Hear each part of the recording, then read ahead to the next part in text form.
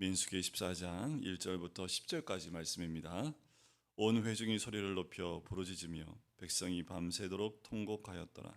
이스라엘 자손이 다 모세와 아론을 원망하며 온 회중이 그들에게 이르되 우리가 애굽 땅에서 죽었거나 이 광야에서 죽었으면 좋았을 것을 어찌하여 여호와가 우리를 그 땅으로 인도하여 칼에 쓰러지게 하려 하는가? 우리 처자가 사로잡히리니 애굽으로 돌아가는 것이 낫지 아니하랴. 이에 서로 말하되 우리가 한 지휘관을 세우고 애굽으로 돌아가자 하매 모세와 아론이 이스라엘 자손의 온 회중 앞에서 엎드린지라.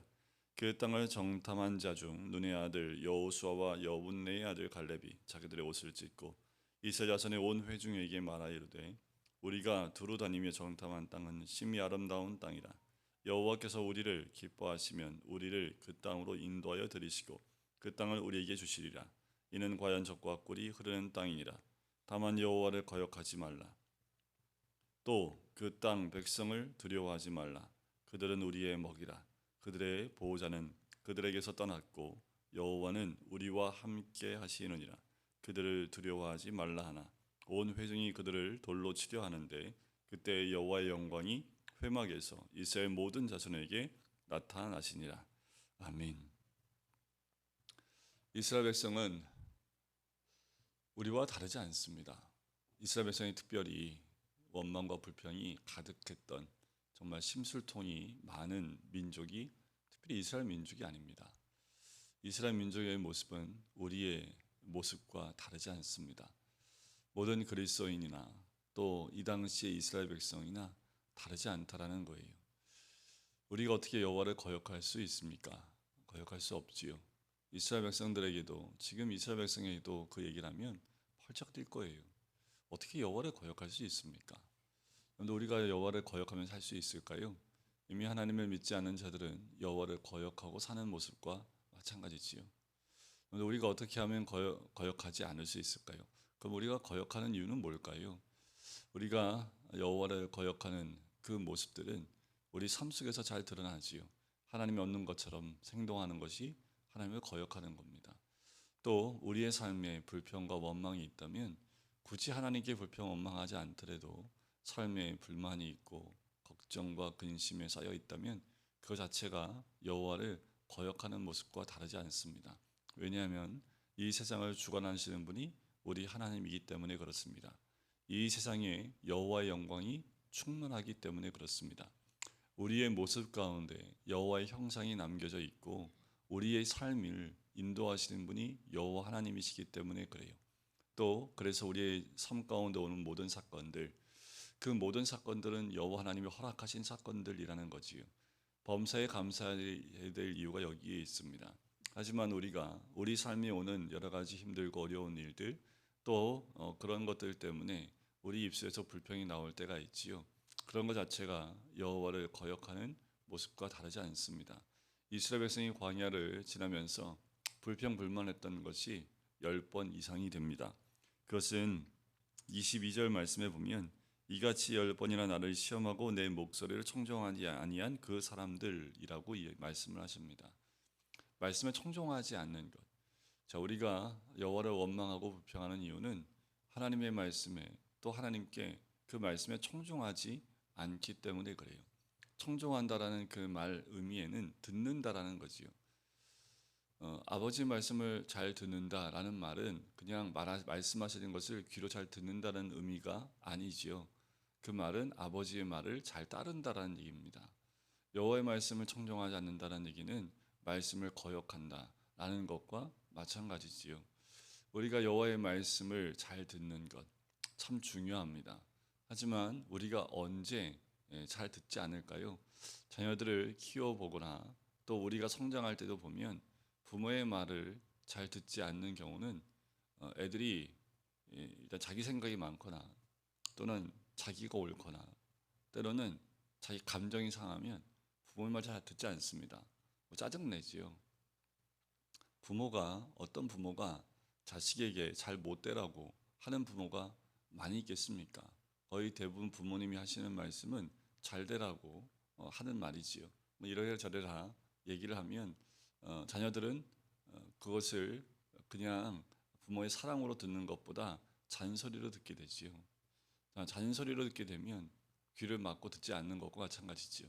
그리고 그 소리에 이제 대꾸를 하고 반항하기 시작을 하는 것이 보통 인간의 모습이지요.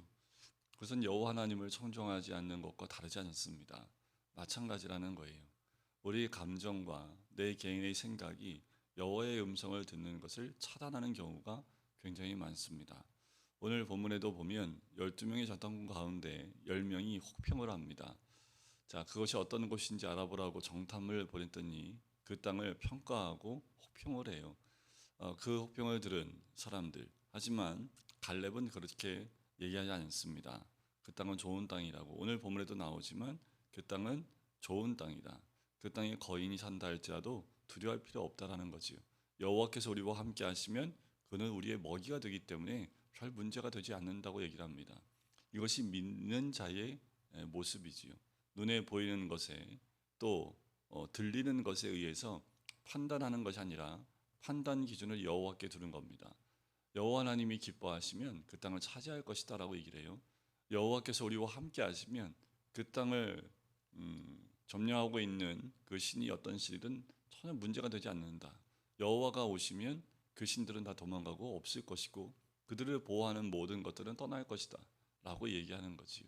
여러분, 이번 추석 때에 우리가 가는 곳마다 여호와와 함께 하실 뿐만 아니라 여호와께서 기뻐하시면 여러분들이 만나는 모든 친척들 또 우상을 섬기고 있는 자들의 그 모든 모습들 가운데 하나님의 역사가 반드시 임하게 될 줄 믿습니다. 왜 추석 때 또 우리 명절 때마다 제사를 지내지요? 내가 맞으면 그냥 없애면 됩니다. 그러면 오늘부터 안 해라고 얘기하면 되지만 내가 막내고 또 거기 우리 뭐 아버지나 또 이런 분들이 대를 이어서 그런 일들을 행하시는 분들이면 힘이 하나도 없지요. 어른들이 얘기하는 것을 따라갈 수밖에 없지요. 그 가운데에서 우리가 믿음을 지키고 또 여호와 하나님 앞에 무릎 꿇고 기도하는 것 그 쉽지는 않습니다. 하지만 우리가 믿음으로 나아가게 되면 그 땅이 우상을 섬기는 그런 모임이라 할지라도 여호와 하나님께서 함께 하심을 통해서 그 곳 가운데 역사를 일으키시는 우리 하나님의 능력을 반드시 경험하게 될 줄 믿습니다. 이들은 그렇게 하나님 앞에서 들리는 것에 사람의 소리에 원망하고 불평해요. 뭐라고까지 얘기합니까? 우리가 광야에서 죽었으면 더 나았겠다. 애굽에서 죽었으면 더 나았겠다. 실제로 그들이 애굽하고 광야에서 죽으면 더 나았겠습니까? 또 그렇게 얘기하지요. 우리 처자가 포로로 잡혀가는 것보다 우리가 애굽으로 돌아가는 것이 낫지 않겠냐. 이미 이루어지지도 않은 것들을 상상하고 그렇게 될 것을 기정사실화합니다. 부정적이고 원망하는 사람은 모든 부정적인 환경들이 이미 일어나는 것으로 이미 생각하고 그렇게 될 것을 믿어요. 그게 또 다른 우리의 믿음입니다. 하나님이 함께 하시고 이제까지 인도하신 놀라운 능력과 또 이적들을 많이 경험했음에도 불구하고 그들 생각에 부정적인 생각대로 일어날 것이라고 믿어요. 그것이 우리의 모습이고 믿음 없는 자의 또 다른 믿음이기도 합니다. 참 믿음이 없으면서 그런 믿음은 얼마나 그렇게 강한지 한번 생각을 하면 그 생각대로 그대로 될 것이라고 정말 믿어요. 그러니 한 지휘관을 따로 세워서 애굽으로 돌아가자라고까지 구체적인 방법까지 그 순간에 만들고 생각해낸다는 거지요. 참 그런 부분에서는 지혜라고 얘기할 필요는 없지만 참 그런 부분에서는 계획도 빠르고 생각도 참 잘 돌아갑니다. 우리가 우리 마음대로 할 때는요, 참 머리가 잘 돌아가요. 하나님을 배제하고 무엇인가 할 때 인간의 머리로 모든 걸 다 하려고 합니다. 뭐 지금 세상의 변화를 보면 인간의 머리가 굉장히 많이 발달되어 있는 것을 보고 마치 하나님이 없어도 이 땅 가운데 인간이 모든 걸 다 할 수 있는 것처럼 뭐 인공지능이라는 그런 부분에서도 굉장히 과거에는 영화에서만 볼 수 있었던 그 정도의 수준까지 개발이 되어져 있고 또 최근에 이제 우려하는 것은 인공지능이 인간을 해로운 존재로 인식해서 이 땅에 있는 인간을 공격하는 그런 영화도 나왔는데 그게 실제로 일어날 수 있는 사건으로 지금 우리 앞에 다가오고 있지요. 그만큼 우리 인간은 많은 진보가 있고 또 하나님을 배제하고 스스로 무엇인가 하려고 하는 시도들을 계속하면서 발전이라는 그 명목하에 하나님을 거역하는 쪽으로 자꾸 나아가지요. 하지만 하나님을 벗어나서 나아가고자 할 때마다 그 일들은 꼬이게 되고 더 다른 문제가 생기게 되고 결국 스스로 멸망을 이르는 곳으로 바벨탑을 쌓는 것처럼 나아갈 수밖에 없다라는 겁니다. 이들이 그렇게 하니까 모세와 아론이 어떻게 해요? 엎드립니다. 그 회중 앞에 엎드렸다는 얘기는 그 회중 앞에 굴복했다라는 의미보다 그 회중의 그 소리 앞에서 하나님 앞에 그냥 바짝 엎드리지요.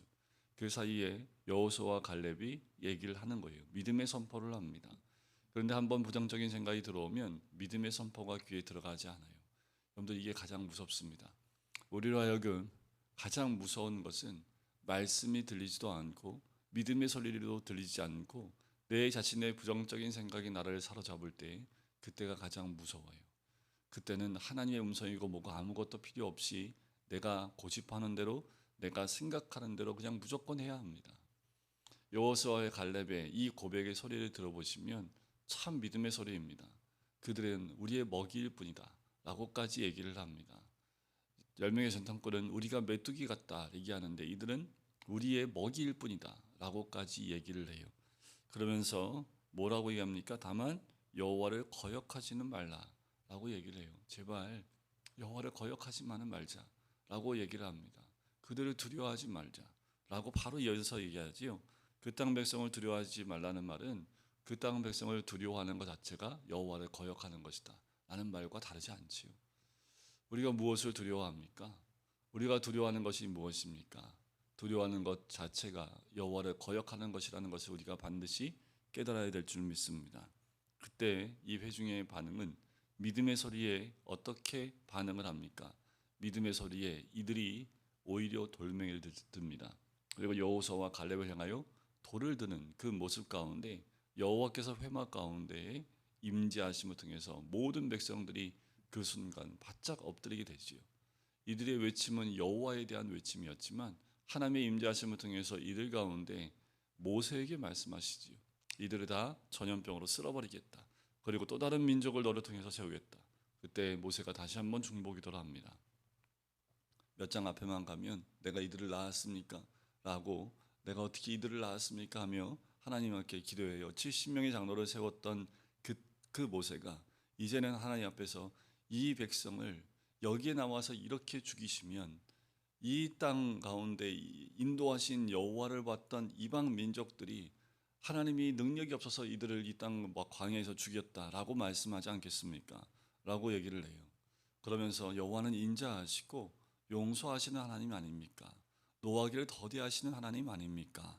하면서 여호와의 성품에 대한 부분을 다시 한번 얘기했을 때 여호와께서 들으십니다. 하지만 그 죄를 범하는 자들은 절단코 가나안 땅, 약속의 땅, 그 믿음의 땅으로 들어갈 수 없다라고 이야기합니다. 무섭지요. 우리가 입술로 거역했던 것, 하나님을 거역하게 되면 하나님의 언약은 끝나버립니다. 그리고 그 거역한 그들에게는 하나님의 약속하신 땅으로 들어갈 기회를 주지 않으세요. 단 2명 빼고는요. 여호수아와 갈렙은 그 믿음으로 선포했기 때문에 하나님의 약속의 땅으로 들어가는 거지요.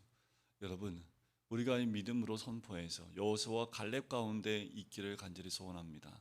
그럴 때 내 눈에 보이는 것은 그렇지 않다 할지라도 우리가 여호와께서 기뻐하시고 함께 하시면 내 눈에 보이는 것이 중요한 것이 아니라 하나님이 함께 하시기에 그 땅을 약속대로 주신다라는 그 믿음 가운데 보이는 것을 선포하는 것이 아니라 믿음으로 선포하는 자가 얻는 땅이 바로 가나안 땅이라는 거지요.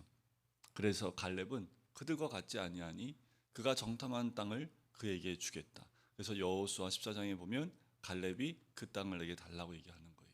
바로 이 민수기 14장 가운데에서 그렇게 네가 밟은 땅을 내가 너에게 주겠다라고 했던 하나님의 음성을 기억해서 여호수아 14장에서 그걸 요구하는 갈렙의 모습을 보게 되는 거지요. 여러분 이제 오늘부터 내일부터 시작해서 장시간 추석 연휴로 들어갑니다. 이 기간 가운데 늘 여호수아와 갈렙처럼 믿음을 선포하기를 간절히 소원합니다. 여호와를 행여나 거역하는 두려워하는 것이나 원망하는 말들이 나오지 않기를 간절히 소원합니다. 그래서 이번 연휴 기간 가운데 하나님의 약속하신 것들을 우리 삶 가운데 목도할 수 있는 이제까지 기도했던 것들의 결과와 또 그 응답이 이번 기간 가운데 경험할 수 있는 이번 추석 연휴가 되시기를 주님의 이름으로 간절히 축원드립니다. 기도하겠습니다. 사랑의 주님, 이스라엘 백성을 바라보며 하나님, 그들이 우리와 다르지 않고 그들이 작정하여 여호와를 거역하려고 했던 것이 아니라 그들이 보았던 것 또한 부적정의 소리에 반응하고 있었던 그들의 모습처럼 우리 또한 여호와께 그런 모습으로 반응하고 있지는 않습니까? 눈에 보이는 것들 또 역사되어지는 많은 환경들을 통해서 하나님을 거역하고 두려워하는 우리의 모습이 있지 않기를 간절히 소원합니다. 여호수아와 갈렙처럼 믿음으로 선포하며 여호와가 기뻐하시면, 여호와 하나님이 우리와 함께 하시면 우리의 대적은 먹일 수밖에 없다, 먹일 뿐이다 라고 믿음으로 고백했던 것처럼 우리도 그런 고백으로 주님 앞에 나갈 수 있도록 축복하여 주시옵소서. 감사드리며 예수 그리스도의 이름으로 기도드립니다. 아멘.